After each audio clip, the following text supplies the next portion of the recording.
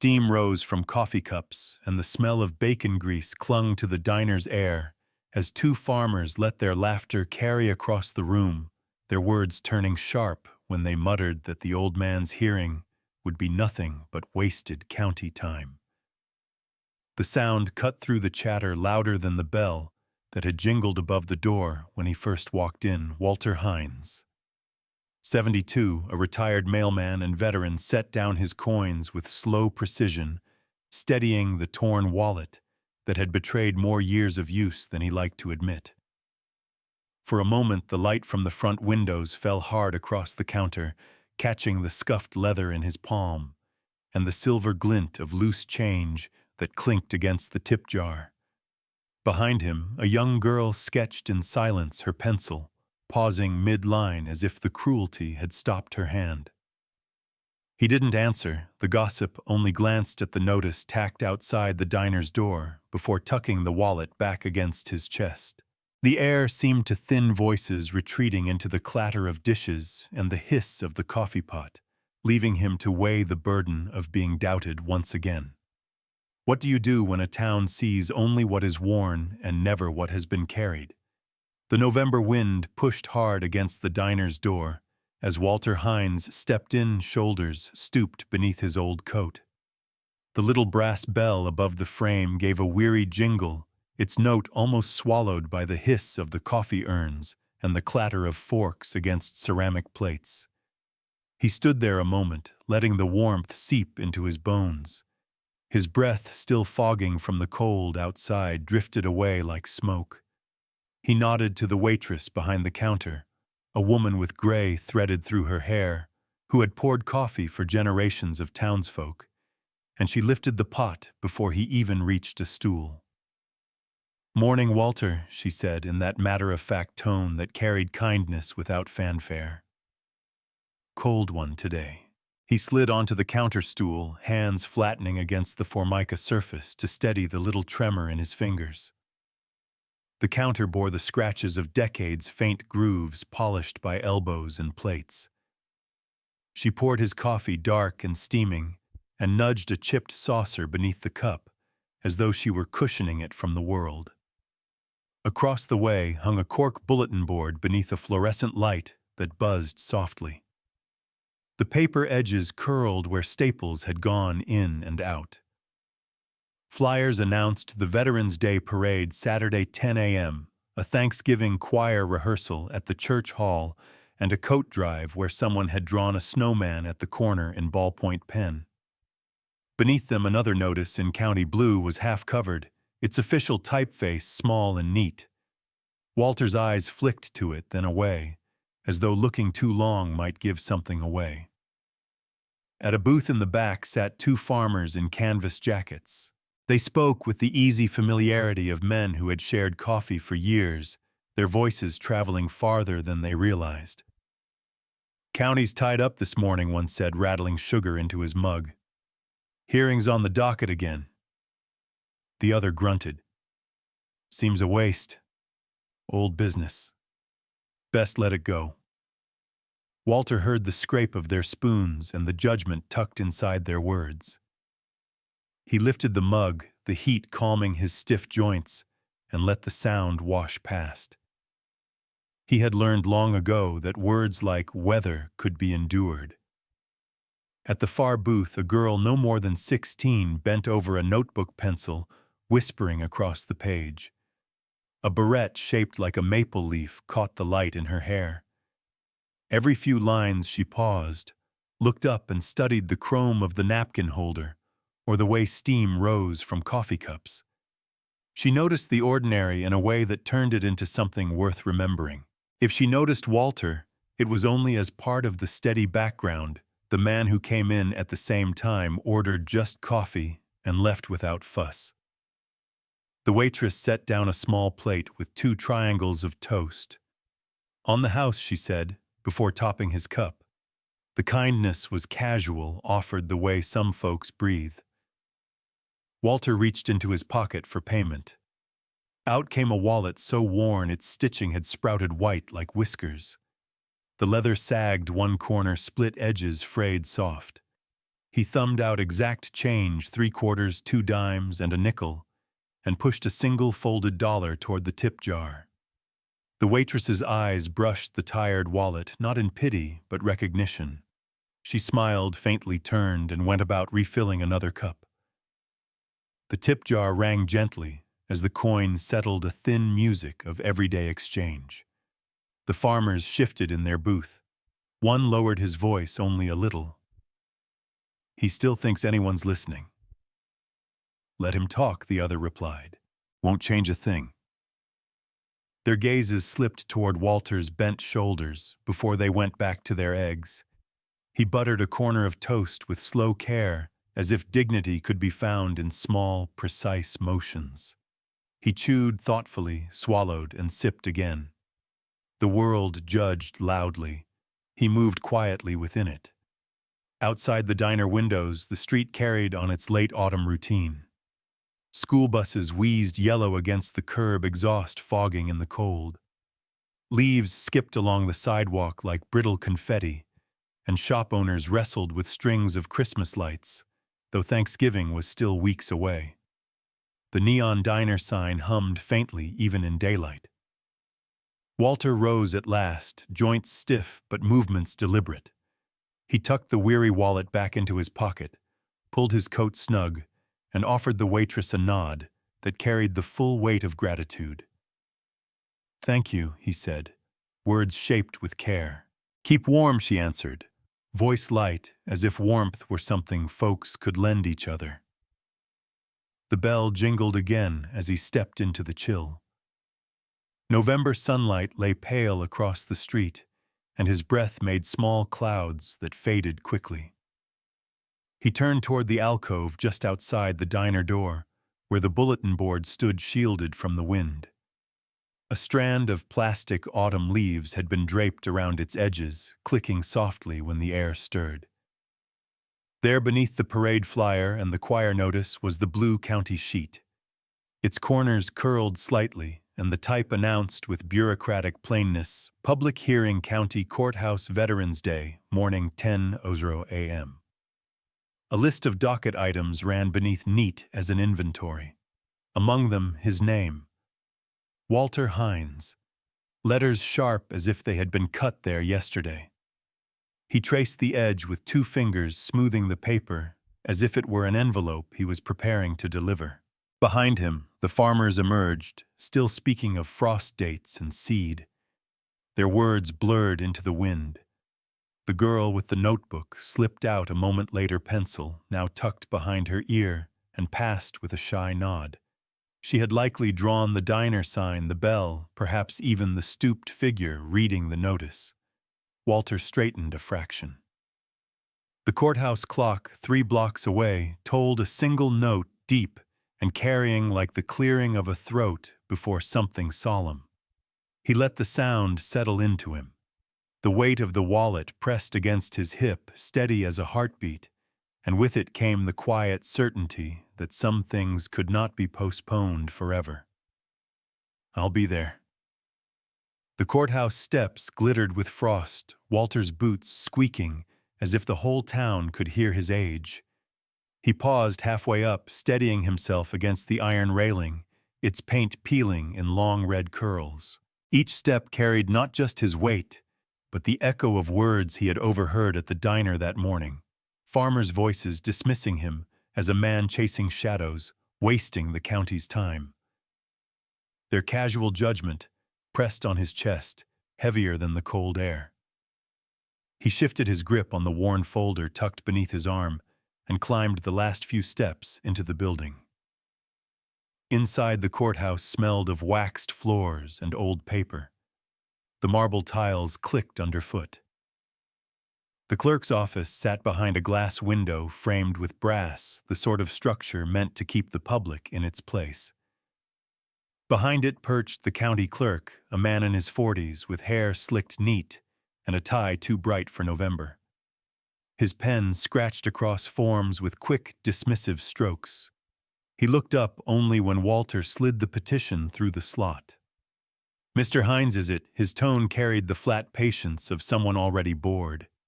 He scanned the document with a cursory glance, lips twitching. Filed too late. Statute closed last year. Can't accept it. He stamped the corner with a sharp thud that echoed off the walls, invalid. Walter cleared his throat. It's important. There were mistakes, records not heard. It deserves a fair look. The clerk tapped the form back through the slot with 2 fingers. I don't make the rules. Time's passed. Best to let it go. Through the window behind him, Walter glimpsed townsfolk moving in the hallway, their voices carried in fragments like leaves tumbling across stone. Why can't he just let go? Doesn't know when to quit. A woman's laugh followed, not cruel perhaps, but careless enough to sting. Walter lowered his eyes, accepted the paper, and folded it carefully back into his folder, as if protecting it from further insult. The courthouse clock ticked loudly in the corridor, each beat underlining his futility. He stepped outside into the pale sunlight, the blue paper burning against his chest. A group of young men by the steps broke conversation, long enough to look at him with curiosity, then returned to their jokes. He adjusted his cap and walked away, head bent against the wind. That afternoon, he made his way to the church hall. Its doors stood open, voices drifting out in snatches of hymn practice. The sanctuary smelled of pine cleaner and old wood polish. Near the stage, Mr. Lee, a neighbor of many years, fussed over a stack of folding chairs. One wobbled badly, its leg bent out of true. The older man muttered under his breath, hands not as steady as they once had been. Need a hand? Walter asked quietly. Mr. Lee looked up, relief plain in his face. Wouldn't say no.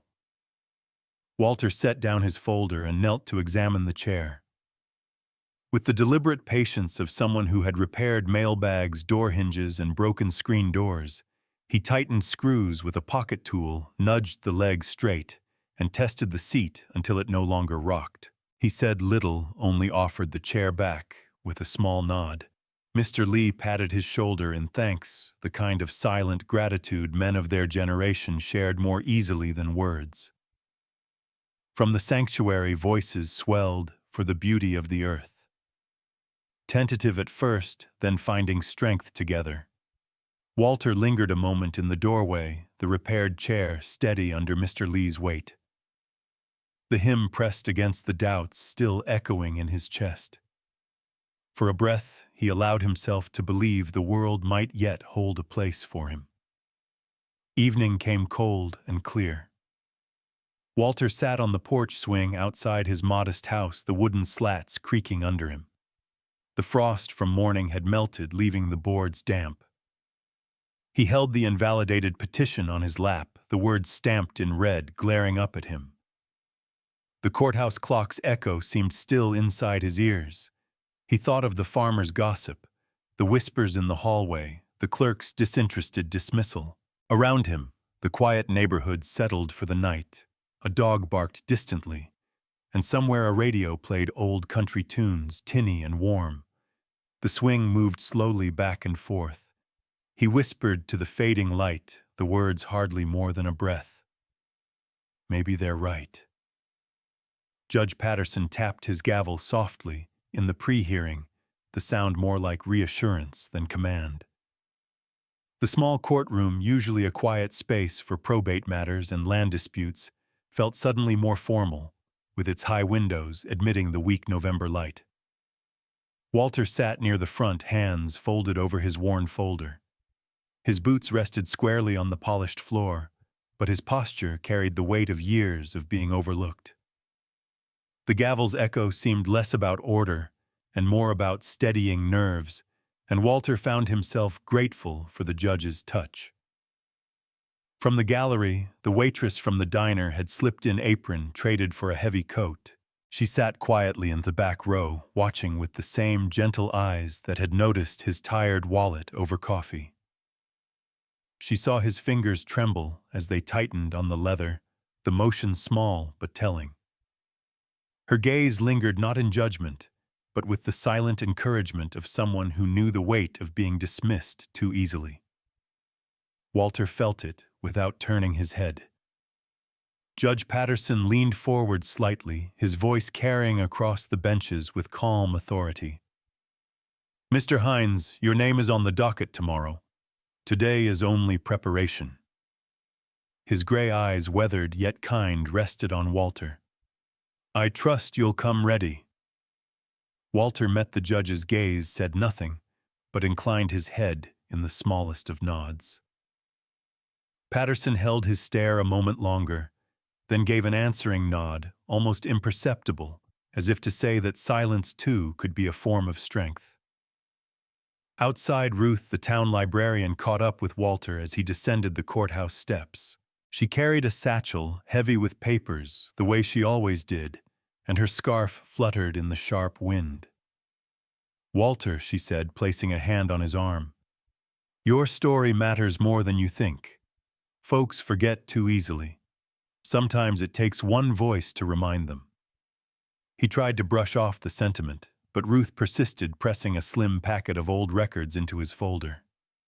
"These might help. And even if they don't, you must be heard." Her tone left no room for retreat.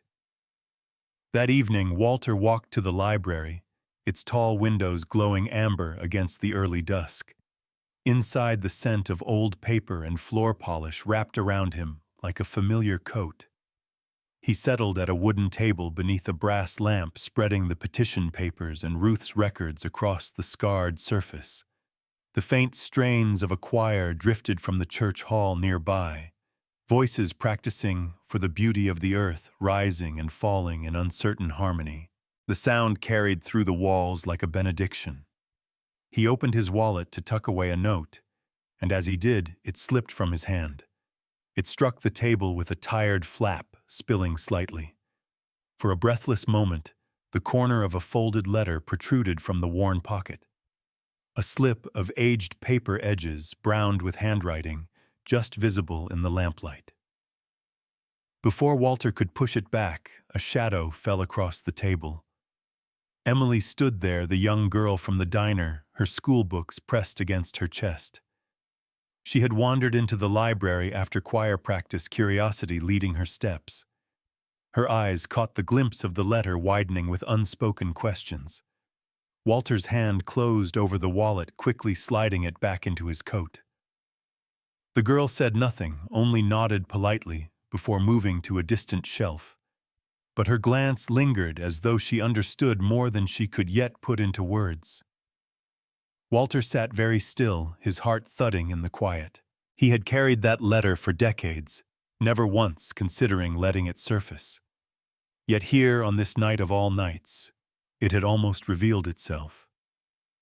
He looked at the scattered papers before him, at Ruth's careful handwriting, in the margins, at the weight of years pressing him forward. The choir's hymn swelled outside voices, finding one another hesitant no more. Walter straightened in his chair, a quiet resolve settling across him like a wool blanket against the cold. Tomorrow he would not sit silent. Tomorrow he would rise, wallet in his pocket, and speak. His voice might tremble, but it would be heard. He gathered the papers with deliberate hands, stacking them neatly, as though order itself could carry him through what was coming. The library lamps flickered once, a reminder of closing time. Walter slipped on his coat, folded the folder under his arm, and stood. His reflection caught briefly in the darkened glass of the window, a stooped figure, yes, but no longer bowed. The wallet pressed firmly against his side, its secret steady and insistent. On the walk home, his breath made small clouds in the cold air. He paused at his porch, the swing creaking in the wind, and whispered into the night, the words carrying more weight than he expected. "Maybe it's time they knew what I've carried." The Veterans Day flag outside rattled in the wind as townsfolk crowded into the small courtroom. Sunlight slid through the high windows in clean, pale bars, laying stripes across the polished benches and the brass rail. The air held that faint, lemon-sweet smell of a place scrubbed early and often. Coats, rustled boots found places on the floor, and the low murmur of 100 small-town acquaintances braided into a single hush when Judge Patterson took his seat. Walter stood near the aisle, cap in hand, the worn folder tucked beneath his arm. He had shaved a little closer than usual, the skin along his jaw pink from the effort. Emily slipped into a spot along the back wall, a pencil tucked behind her ear out of habit. She caught sight of him, and without meaning to, remembered the first morning she had noticed his wallet in the diner, the tired stitching, the way he'd set exact change beside the tip jar, as if accuracy could be its own kind of dignity. That private picture returned to her now with a clarity that surprised her. "Court will come to order," Judge Patterson said, voice even. He looked older in this light, deep grooves at the corners of his mouth, but his eyes were steady.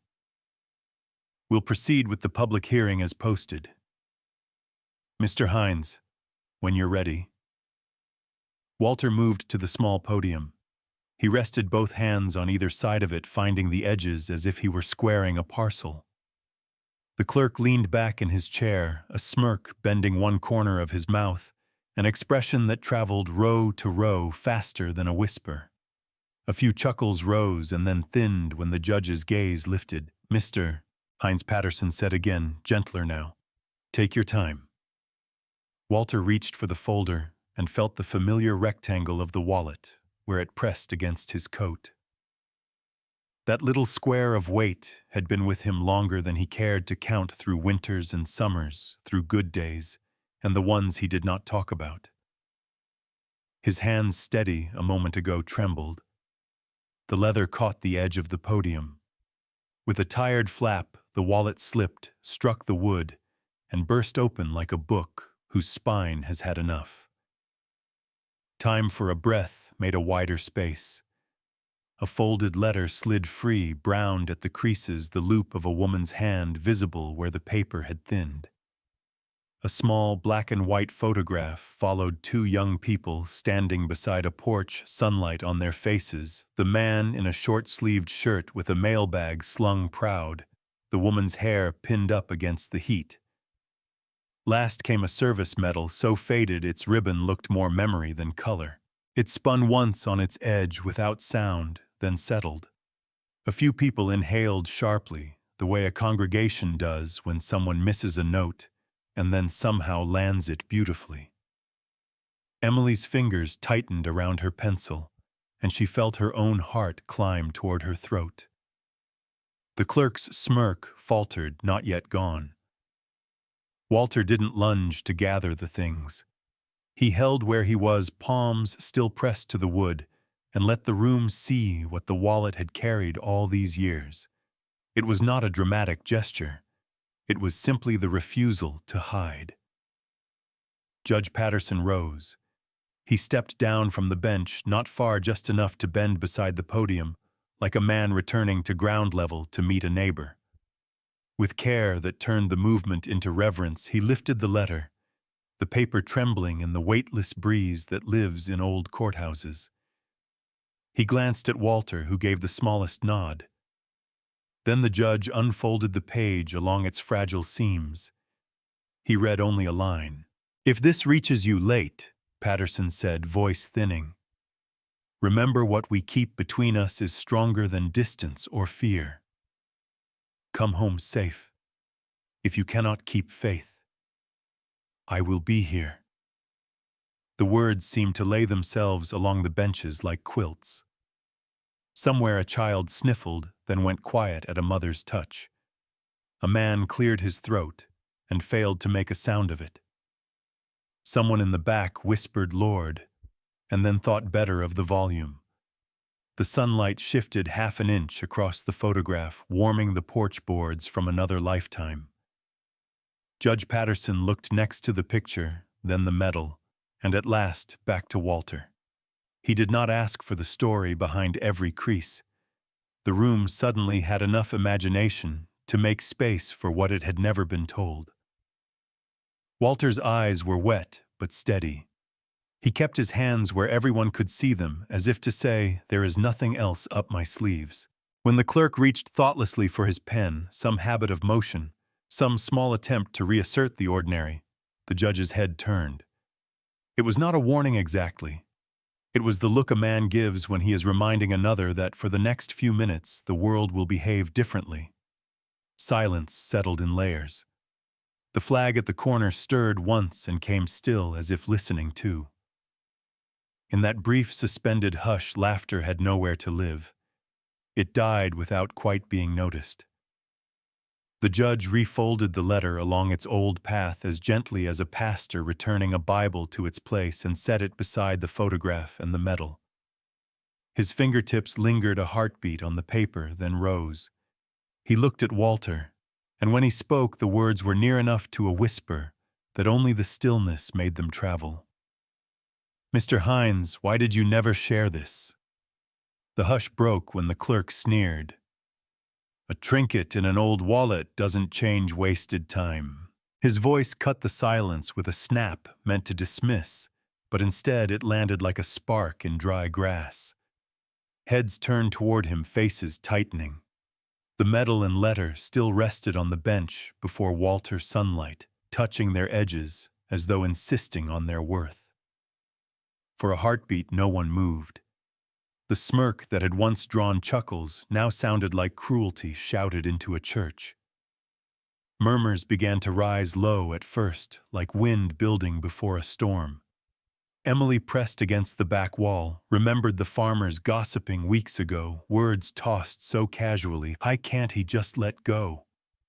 Now those words rang hollow, petty, and cruel against the proof sitting quietly in front of them all. The first clear voice came from a veteran in the second row, his cane tapping once against the floor as he pushed himself to his feet. "Show respect," he barked, his tone cracking with both age and anger. The sound jolted the room. Another man rose, then a woman near the back, her hand pressing over her heart. Soon, half the gallery was standing. The rustle of coats and the scuff of shoes on wood filled the chamber. Judge Patterson did not interrupt. He leaned back slightly, eyes steady, letting the tide rise. The flag behind him lifted once in a draft from the door, its folds rustling like a hymn carried in from outside. Then, as if rehearsed, though no one had planned it, the entire room stood. Men, women, children, townsfolk, who had known Walter as the quiet old postman, now faced him, hands on their hearts, heads bowed not in pity, but reverence.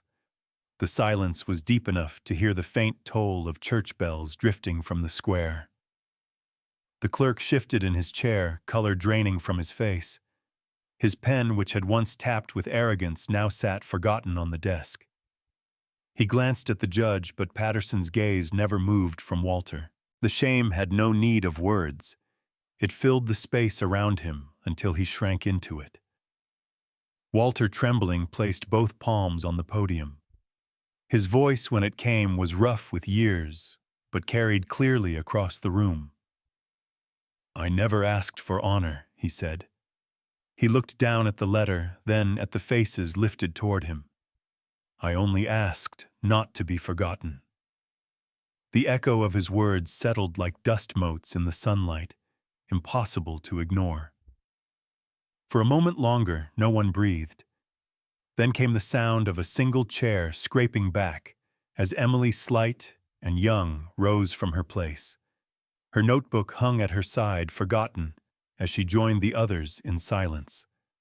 The sight of her standing seemed to fold the generations together, the old who had lived it, the young who might carry it forward. The courtroom felt transformed. What had been a simple docket hearing became a testament. Walter Long, bowed by the weight of dismissal, now stood at the center of a community that had remembered itself. His shoulders, though trembling, straightened, as if the silence itself lent him strength. The judge finally leaned forward. His hand rested lightly on the bench, where the wallet still lay open, its contents plain for all to see.